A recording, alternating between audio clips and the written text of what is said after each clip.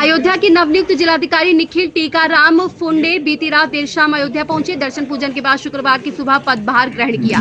पदभार संभालने के बाद जिलाधिकारी निखिल टीकाराम फुंडे ने कलेक्ट्रेट के सभागार में प्रेस वार्ता की। प्रेस वार्ता के दौरान जानकारी देते हुए उन्होंने कहा कि बृहस्पतिवार की देर शाम आंधी तूफान ओलावृष्टि में 6 लोगों की मौत हुई थी, जिसमें 4 लोग घायल हुए थे। आज ही सबको मुआवजा मिल जाएगा। डीएम ने कहा कि अयोध्या राम पथ पर श्रद्धालुओं के लिए छाया की व्यवस्था की जाएगी और पेयजल भी व्यवस्था बेहतर की जाएगी। उन्होंने कहा कि मुझे अयोध्या जी की सेवा करने का सौभाग्य प्राप्त हुआ है। अयोध्या को विश्व पर्यटन नगरी के रूप में विकसित किए जाने का शासन व प्रशासन द्वारा निरंतर प्रयास जारी है, जिसके क्रम में यहाँ विभिन्न परियोजनाओं व योजनाओं का संचालन हो रहा है और जनपद में आमजन श्रद्धालुओं के लिए मूलभूत सुविधाएं उपलब्ध कराना प्राथमिकता रहेगी। साथ साथ संचालित योजनाओं को भी गुणवत्ता व समयबद्ध पूर्ण कराया जाएगा।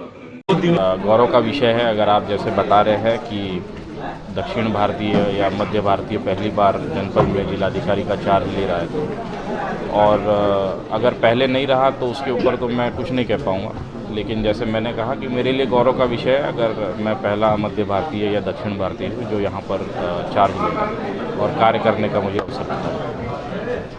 सर, कल जनपद में फ्लो के आंदोलन के लिए आपके द्वारा क्या निर्देश दिए? कल जनपद में खास करके ग्रामीण क्षेत्रों में आंधी और तूफान जो है आया था और उसकी वजह से 6 जगहों पर जो है 6 लोगों की मृत्यु हुई है। उसमें से एक घटना में 3 महिलाएं ट्रैक्टर ट्रॉली के नीचे शरण लेने के लिए खड़ी थी, बैठी थी। वो ट्रैक्टर ट्रॉली पलट जाने की वजह से और 3 अन्य घटनाएं दीवार गिरने से, पेड़ गिरने से और आकाशीय बिजली लगने से 3 मृत्यु हुई है। सभी जो पीड़ित परिवार है उनको हम लोग राहत की धनराशि जो है आज पहुंचा रहे हैं और फसलों का जो नुकसान हुआ है उसके लिए सर्वे करने का जो कार्य है वो हमारे राजस्व की टीम द्वारा किया जा रहा है। सर, सीएम ने भी निर्देश प्राप्त हुए और जैसे मैंने कहा कि राहत कार्य जो है उसको तत्काल करने के लिए माननीय मुख्यमंत्री जी के निर्देश थे। मुआवजा धनराशि जो है वो माननीय मुख्यमंत्री द्वारा आज ही सभी लोगों को पहुंचाने के भी निर्देश दिए गए, उस दिशा में कार्रवाई की जा रही है। जो भी मुख्य तीर्थ स्थल है, जो भी मुख्य पर्यटन स्थल है, वहाँ पर क्या व्यवस्था है इसके संबंध में बैठक करेंगे और ये हम लोग सुनिश्चित कराएंगे कि जितने भी श्रद्धालु या यात्री यहाँ पर आते हैं, पर्यटक यहाँ आते हैं, उनको धूप में छाँव की व्यवस्था, पानी की व्यवस्था, अन्य जो भी व्यवस्थाओं की आवश्यकता होगी उसको सुनिश्चित कराएंगे।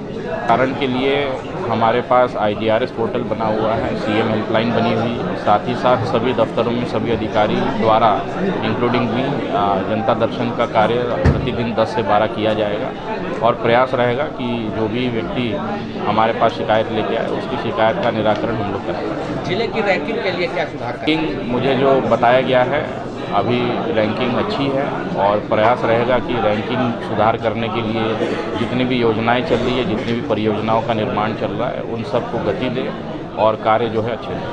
जनपद में सर 2 परियोजनाएं बहुत बताया गया है कि जो परिक्रमा मार्ग है दोनों भी, वो परिक्रमा मार्गों का निर्माण कार्य चल रहा है, शायद चौड़ीकरण का कार्य चल रहा है। उसका निरीक्षण हम जल्द से जल्द सबसे पहले वहीं करेंगे और यदि कार्य में कोई बाधा है या कार्य की दी हुई गति है तो उसको तेज करने का कोशिश करेंगे, समय से परियोजनाओं को पूरा कराएंगे।